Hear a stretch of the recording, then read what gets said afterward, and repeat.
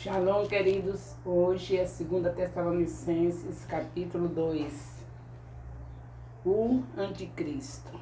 Neste capítulo de 2 Tessalonicenses 2, vemos Paulo com maiores detalhes sobre a volta de Jesus e será ainda mais específico.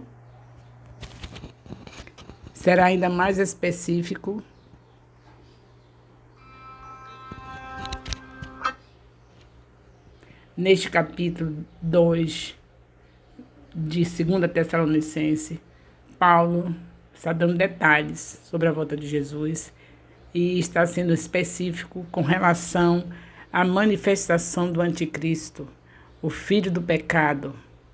O Espírito Santo é quem detém a atuação do diabo em sua plenitude. Então, temos o Espírito Santo e ele é nosso socorro. Na segunda vinda, com o arrebatamento da igreja, o Espírito Santo ele será retirado deste mundo e, com isso, o Anticristo terá totais poderes sobre essa terra. Os seres humanos inconsequentes e seu constante descanso à palavra de Deus. Os seres humanos inconsequentes e seu constante descaso à palavra de Deus fará com que Deus permita o engano do maligno sobre suas vidas. Já os filhos de Deus, esses serão constantemente guardados e fortalecidos na justiça de Deus. Contexto histórico de segunda carta de Paulo aos Tessalonicenses, capítulo 2. Paulo continua a agradecer por causa da igreja de Tessalônica. Em meio às lutas e dificuldades, eles continuam a estimular as igrejas através de seu testemunho. Paulo falou de forma firme sobre o castigo sobre os que não conhecerem a Cristo em sua volta e como Deus irá honrar aos santos que creem até o fim. Sua oração final é para que Deus cumpra o propósito na vida deles gloriosamente e que o nome de Cristo seja glorificado em suas vidas. 2 Tessalonicenses, capítulo 2, versículo 1. Reunião com Cristo. Nossa reunião com Ele provavelmente se refere ao ajuntamento dos cristãos na hora do arrebatamento. 1 Tessalonicenses 4, 13 a 18. 2 Tessalonicenses 2, versículo 2. Não se abalem. Dá ênfase a essa situação de não se abalar. Paulo ensinou aos Tessalonicenses que eles não deveriam se deixar abalar pela falsa mensagem de que o dia de Cristo chegou. Este dia não virá enquanto não ocorrerem dois eventos: a apostasia e a revelação do homem do pecado, que é o Anticristo. 2 Tessalonicenses 2, capítulo 2, versículo 3, fala da apostasia.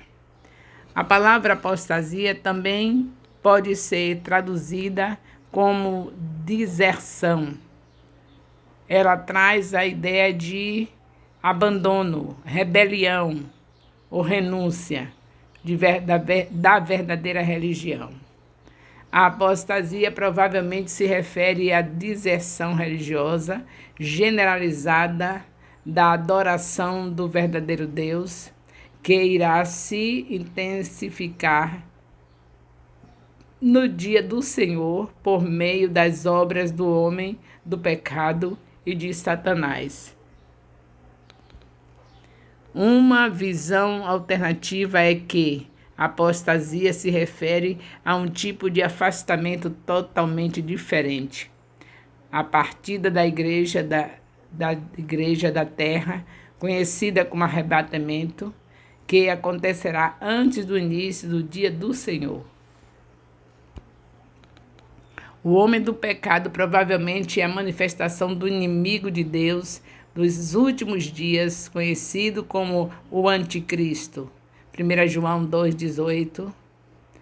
Anticristo ou a besta que saiu do mar. Apocalipse 13, de 1 a 10. Este título, em especial, enfatiza que o Anticristo se opõe a Deus e à sua lei. Ele é o filho da perdição, no sentido de que está destinado a ser destruído. 2 Tessalonicenses 2,4. O Anticristo, o homem do pecado, é tão blasfemo que se assenta no santuário de Deus, dizendo ser Deus e exigindo adoração. Apocalipse 13,4. Em que a besta que saiu do mar é adorada. Isso parece ser o que Daniel chamou de sacrilégio terrível, e que Jesus disse que aconteceria durante o período de tribulação. Mateus 24,15. Ver também Daniel 9,27. A referência ao templo de Deus sugere que nessa época haverá um templo construído em Jerusalém. Apocalipse 11, de 1 a 2. A palavra grega usada aqui, naos, geralmente se refere ao lugar santo do templo. 2 Tessalonicenses 2, versículo 5. Não vos lembrais? Paulo lembrou os Tessalonicenses de que ele havia ensinado essas coisas quando estava com eles. Atos 17, de 1 a 13. Paulo esteve em Tessalônica por um tempo relativamente curto, depois que ele e sua equipe missionária plantaram a igreja. Logo, isso enfatiza a importância que Paulo deu ao ensino sobre os eventos dos últimos tempos. 2 Tessalonicenses 2, versículo 6. Algo o restringe. A identidade deste elemento de destruição, de restrição, intriga os intérpretes da Bíblia há séculos. A identidade deste elemento de restrição intriga os intérpretes da Bíblia há séculos. No verso 6, diz assim: vós sabeis o que o detém está no neutro em grego, ao passo que no verso 7 somente há um que no masculino.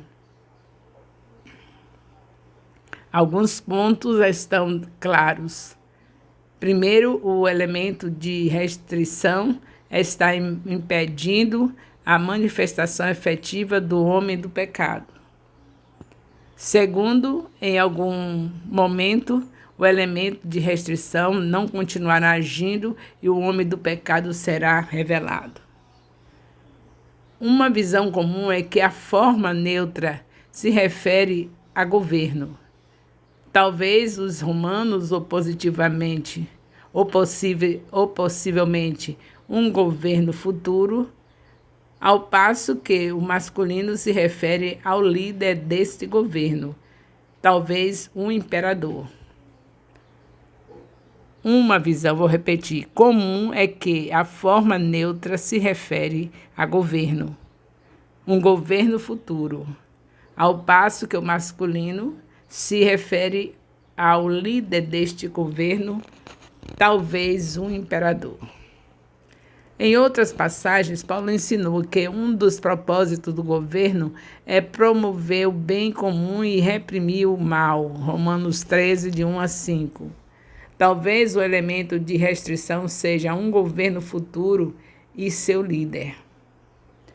No entanto, como a ação e poder do homem do pecado vem do poder de Satanás, segundo Tessalonicenses 2:9, há uma forte sugestão de que o poder e soberania de Deus estão tendo um papel mais direto na força de restrição.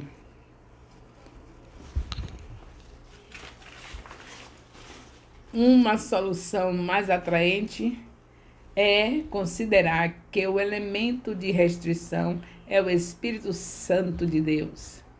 A palavra grega correspondente ao Espírito é neutra, pneuma, é neutra, mas como o Espírito é uma pessoa no grego, ele pode estar no neutro ou no masculino. Além disso, o verso 6 o versículo 6, a referência poderia ser a força de restrição do Espírito Santo, ao passo que o verso 7 pode ser uma referência à sua pessoa. Ambas as duas soluções conseguem explicar a mudança de gênero do versículo 6 para o 7. Outra variação possível desta visão é que o elemento de restrição é o Espírito Santo agindo por meio da igreja. A expressão resiste até que do caminho seja tirado, seria a remoção da força da restrição do Espírito Santo no arrebatamento da igreja antes do dia do Senhor. Essa expressão, olha qual é a expressão. A expressão resiste até que do caminho seja tirado, essa expressão seria a remoção da força de restrição do Espírito Santo no arrebatamento da igreja antes do dia do Senhor. 2 Tessalonicenses 2, capítulo 2, versículo 7. A iniquidade já opera. Nos escritos de Paulo, mistério é algo que não tinha sido revelado antes, mas que agora foi manifesto. Paulo ensinou que, apesar do homem do pecado ainda não ter sido revelado, o mistério da iniquidade já opera. O programa de Satanás de oposição a Deus e aos seus padrões de justiça é uma realidade vigente e contínua. 2 Tessalonicenses 2:9, Satanás enganará através de sinais. Poder, sinais e prodígios não necessariamente são evidências dos feitos de Deus. Satanás tem o poder de realizar atos sobrenaturais enganosos. Devemos avaliar a origem do ato e o conteúdo da mensagem por ele promovida, a fim de não sermos enganados. 2 Tessalonicenses, capítulo 2, versículo 10 a 12. Deus enviará forte ilusão. Deus enviará forte ilusão. As atividades de Satanás resultarão no engano em larga escala do mundo incrédulo. Antes disso, porém, Paulo destacou que os incrédulos rejeitarão a verdade que poderia salvá-los. Portanto, Deus lhes enviará esta forte ilusão, depois de que eles já tiveram lhes dado, depois do que eles já tiverem lhe dado as costas. Sua condenação se baseia no fato de que eles não creram na verdade. 2 Tessalonicenses 2,15.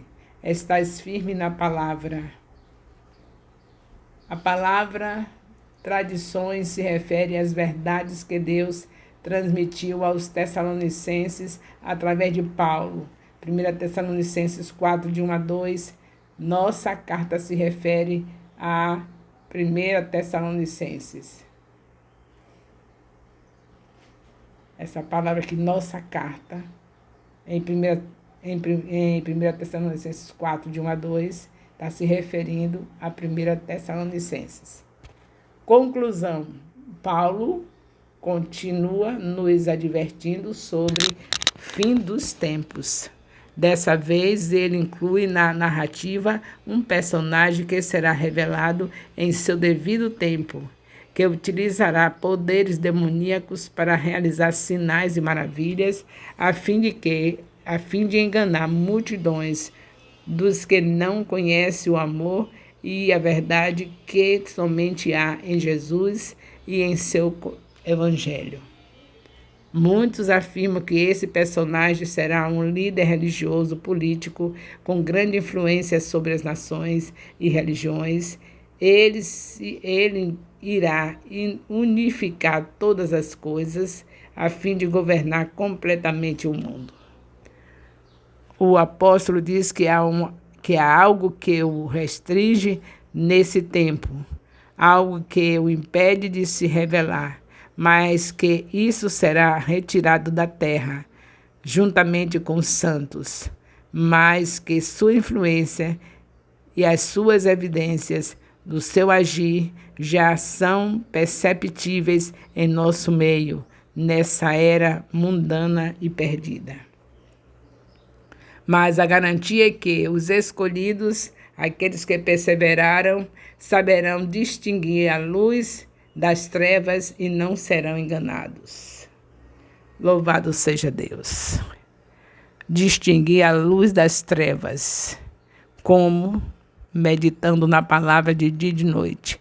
Quem medita na palavra de dia e de noite não tem engano. A palavra é justamente a lâmpada, a luz, como diz o salmista. É lâmpada para nossos pés e luz para o nosso caminho. Então você não tem engano se meditar na palavra de dia e de noite. Então continue amando a Bíblia, fazendo sua leitura do capítulo do seu discipulado Maia FJ no horário da manhã, que é a primícia do Senhor, o mais cedo possível, no lugar secreto, como está escrito em Mateus 6,6. Ali você faz sua primeira meditação da palavra do capítulo do discipulado. Ao meio-dia, enquanto descansa o almoço, novamente medita no mesmo capítulo. E à noite, no mesmo capítulo, você faz o culto doméstico com a sua família. Melhor do que isso, só 2 vezes isso. É maravilhoso o que Deus está fazendo conosco. Você vai estar aprendendo a meditar de dia e de noite e com certeza você será como uma árvore plantada junto a ribeiros de águas, que dá o seu fruto na estação própria, cujas folhas não caem e tudo quanto fizer prosperará. É isso que fala Salmos capítulo 1, versículo de 1 a 3. O amor de Deus, nosso Pai, a graça salvadora de nosso Senhor Jesus Cristo, a comunhão do Espírito Santo, seja com todos os discipuladores e discípulos do Ministério Apostólico Internacional Filho de Jerusalém, com todos os líderes e colíderes de célula, com seus componentes de célula do Ministério Apostólico Internacional Filho de Jerusalém, desde agora e para sempre. Amém. Louvado seja Deus.